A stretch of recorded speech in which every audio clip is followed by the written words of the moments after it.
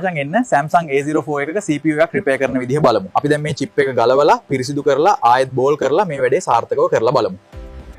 Hi guys, අපේ මේ phone එක ආවේ මේ logo එක ස්ට්‍රක් වෙලා තියෙනවා කියලා. මේ second logo එකේ තියෙනවා මේ මෙතනින් එහාට මොකුත් වෙන්නේ නැහැ. කියලා තමයි අපි ගාට ආවේ. බලමු අපි කොහොමද රිපෙයාර් කරගන්නේ කියලා. මේක මේ ගලවලා තියෙනවා. මේ ගලවලා හදන්න කවුරු හරි try කරලා තියෙනවා shop එකකින්. ඒ වුණාට මේ CPU එකෙන් ගලවලා නැහැ. නිකන් වටේ plate විතරයි ගලවලා තියෙන්නේ. බලමු කොහොමද ඉතින් රිපෙයාර් කරන්නේ කියලා.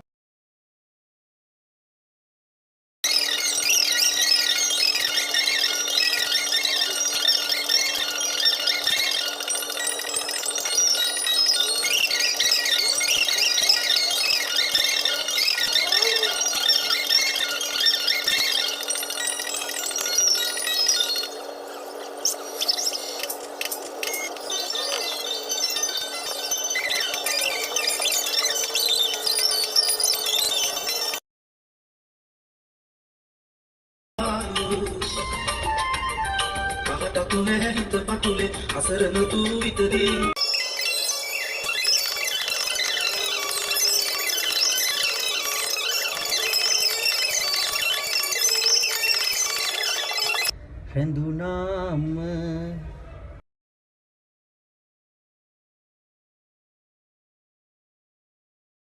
මචං අපිව ෆොලෝ කරන්න, මේ වීඩියෝ එකට ලයික් එකක් දාන්න, යාළුවන්ට ෂෙයා කරන්න, තවත් ෆෝන් රිපෙයාර් ටිප්ස් වගේම අලුත් වීඩියෝ බලන්න දිගටම අපිත් එක්ක ඉන්න. ස්තුතියි.